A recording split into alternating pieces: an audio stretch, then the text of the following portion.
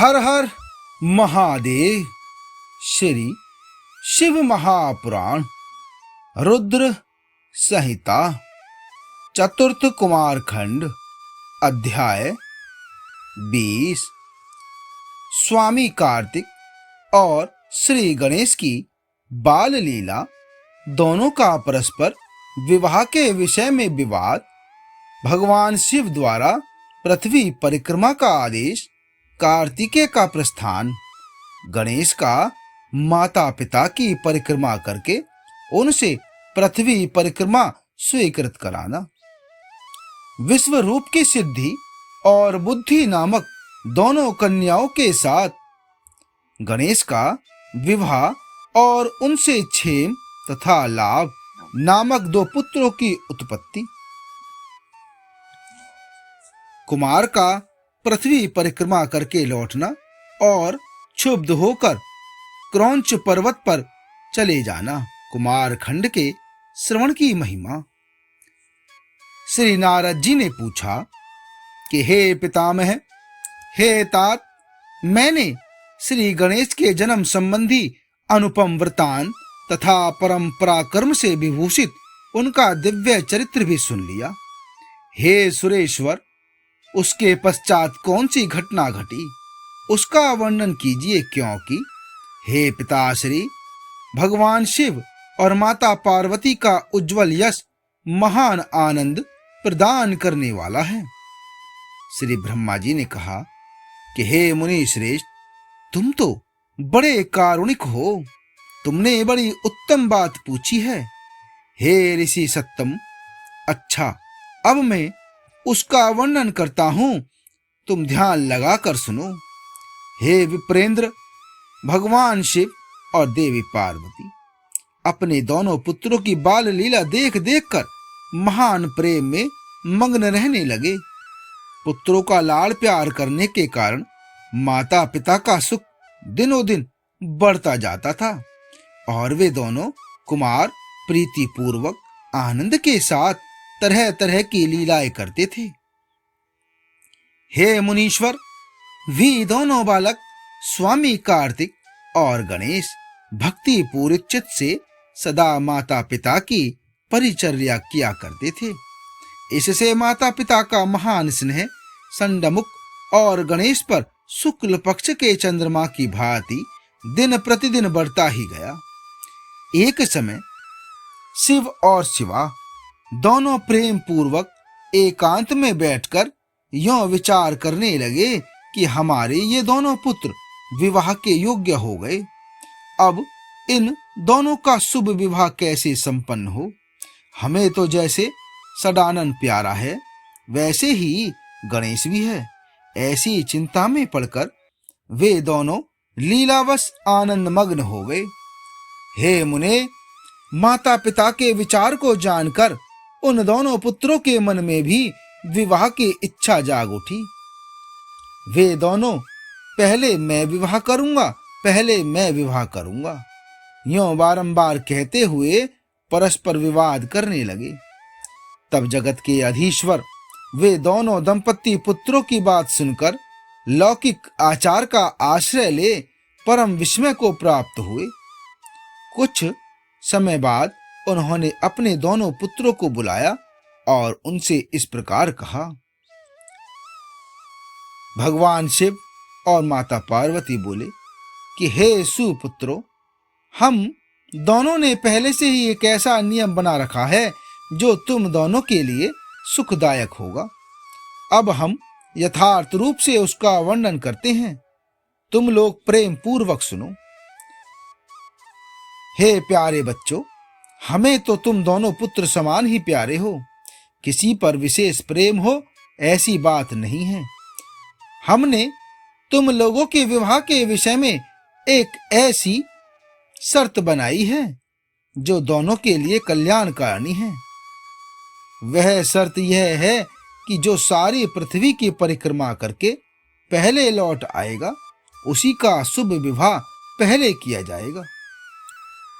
श्री ब्रह्मा जी कहते हैं कि हे मुने, माता पिता की यह बात सुनकर सर्जन्मा महाबली कार्तिकेय शीघ्र ही अपने स्थान से पृथ्वी की परिक्रमा करने के लिए चल दिए, परंतु अगाध बुद्धि संपन्न गणेश वहीं खड़े रह गए।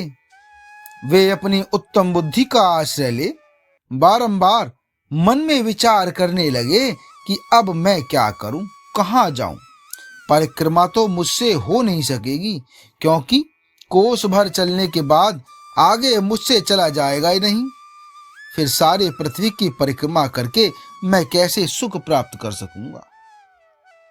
ऐसा विचार कर श्री गणेश ने जो कुछ किया, अब उसे आप सुनो।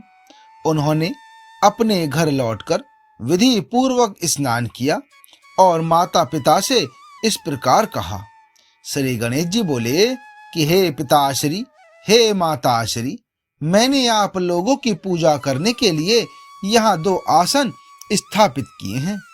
आप दोनों इस पर विराजिए और मेरा मनोरथ पूर्ण कीजिए। श्री ब्रह्मा जी कहते हैं कि हे मुने, श्री गणेश की बात सुनकर पार्वती और परमेश्वर उनकी पूजा ग्रहण करने के लिए आसन पर विराजमान हो गए। तब श्री गणेश ने उनकी विधि पूर्वक पूजा की और बारंबार प्रणाम करते हुए उनकी 7 बार प्रदक्षिणा की।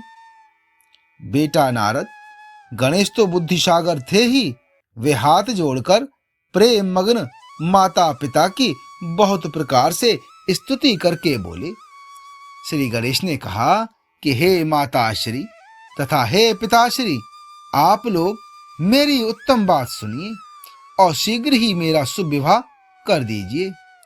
श्री ब्रह्मा जी कहते हैं कि हे मुने, महात्मा गणेश का ऐसा वचन सुनकर वे दोनों माता पिता महाबुद्धिमान गणेश से बोले। शिवा शिव ने कहा कि हे पुत्र, तुम पहले काननों सहित इस सारी पृथ्वी की परिक्रमा तो कराओ। कुमार गया हुआ है, तुम भी जाओ और उससे पहले लौट आओ,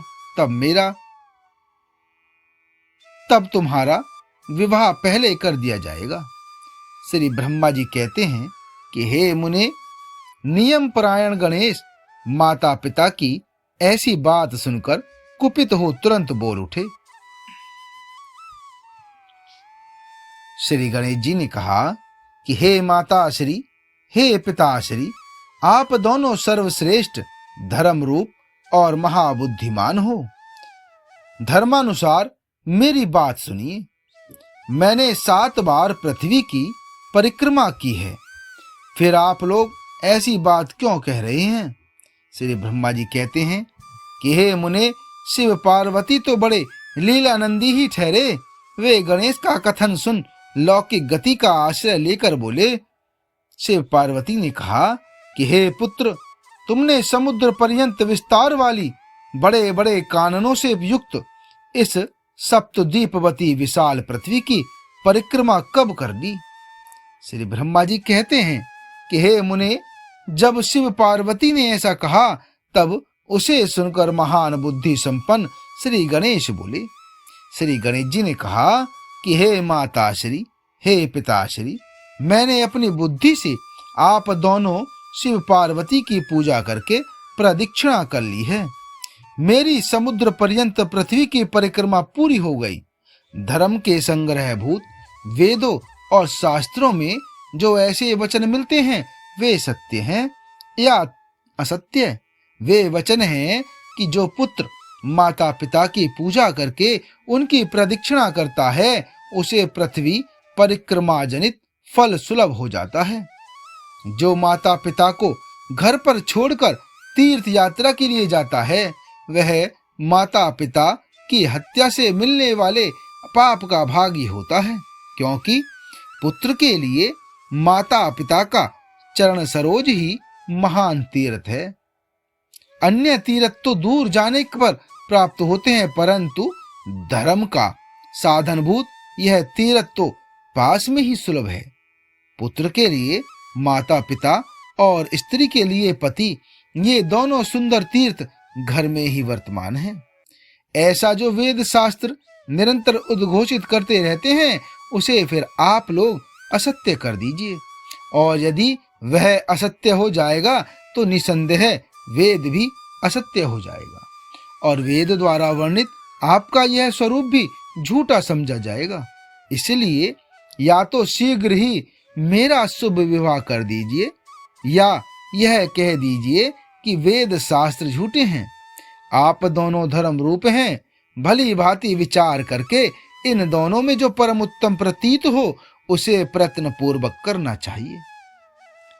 श्री ब्रह्मा जी कहते हैं कि हे मुने, तब जो बुद्धिमानों में श्रेष्ठ, उत्तम बुद्धि संपन्न तथा महान ज्ञानी हैं, वे पार्वती नंदन गणेश इतना कहकर चुप हो गए।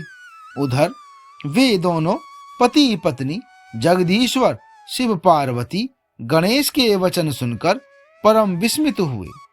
वे यथार्थ भाषी एवं अद्भुत बुद्धि वाले अपने पुत्र गणेश की प्रशंसा करते हुए बोले।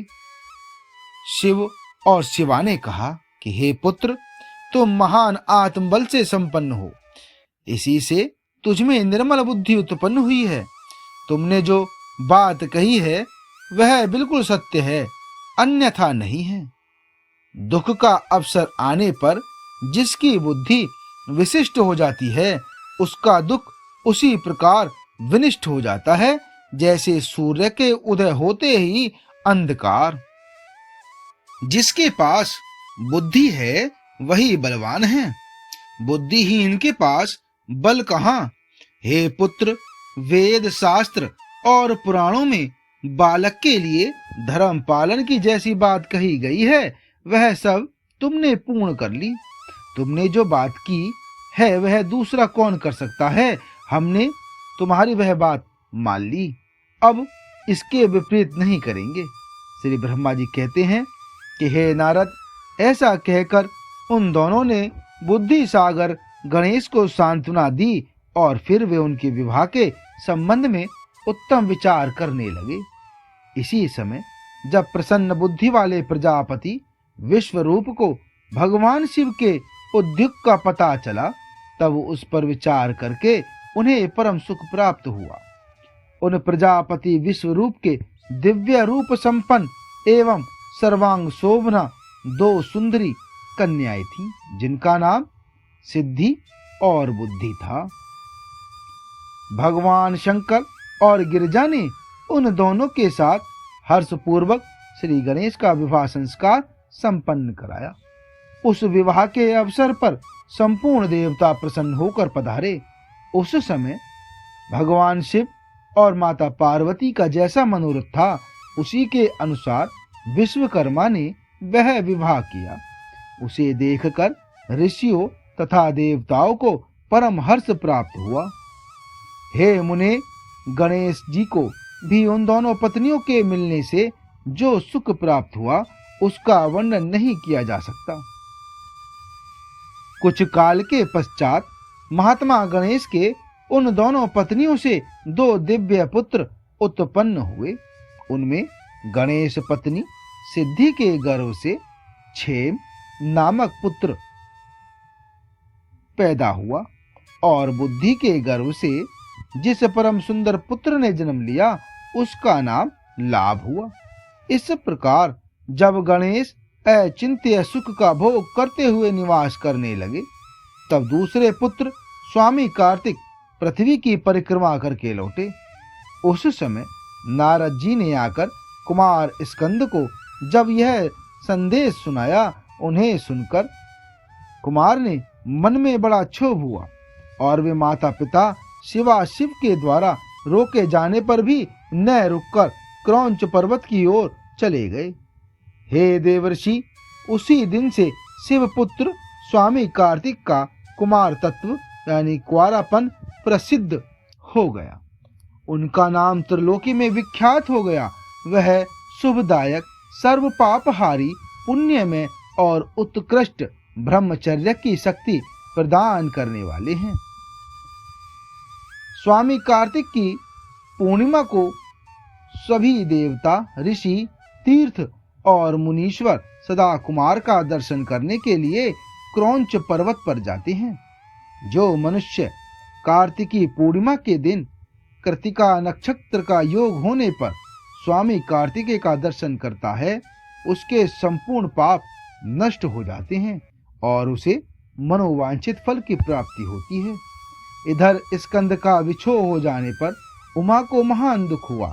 उन्होंने दीन भाव से अपने स्वामी भगवान शिव से कहा कि हे प्रभु, आप मुझे साथ लेकर वहां चलिए। तब प्रिया को सुख देने के निमित्त स्वयं भगवान शिव अपने एक अंश से उस पर्वत पर गए और सुखदायक मल्लिकार्जुन नामक ज्योतिर्लिंग के रूप में वहां प्रतिष्ठित हो गए। वे सतपुरुषों की गति तथा अपने सभी भक्तों के मनोरथ पूर्ण करने वाले हैं। वे आज भी शिवा के सहित उस पर्वत पर विराजमान हैं। हे पुत्र नारद, वे दोनों शिव भी पुत्र स्नेह से विहल्ल होकर प्रत्येक पर्व पर कुमार को देखने के लिए जाते हैं। अमावस्या के दिन वहां स्वयं शंभु पधारते हैं और पूर्णिमा के दिन देवी पार्वती जी जाती हैं। हे मुनीश्वर, तुमने स्वामी कार्तिक और गणेश का जो वृतांत मुझसे पूछा था, वह सब मैंने तुम्हें कह सुनाया। इसे सुनकर बुद्धिमान मनुष्य समस्त पापों से मुक्त हो जाता है और उसकी सभी शुभ कामनाएं पूर्ण हो जाती हैं। जो मनुष्य इस चरित्र को पढ़ता या पढ़ाता है एवं सुनता या सुनाता है, निसंदेह उसके सभी मनोरथ सफल हो जाते हैं। यह अनुपम आख्यान पापनाशक, कीर्तिप्रद, सुखवर्धक, आयु बढ़ाने वाला, स्वर्ग की प्राप्ति कराने वाला, पुत्र पौत्र की वृद्धि करने वाला, मोक्षप्रद, भगवान शिव के उत्तम ज्ञान का प्रदाता, शिव पार्वती में प्रेम उत्पन्न करने वाला और शिव भक्ति वर्धक है। यह कल्याणकारक भगवान शिव के अद्वैत ज्ञान का दाता और सदा शिवमय है। मोक्षकामी एवं निष्काम भक्तों को सदा इसका श्रवण करना चाहिए। आगे का अध्याय रुद्र संहिता का पंचम युद्ध खंड। हर हर महादेव।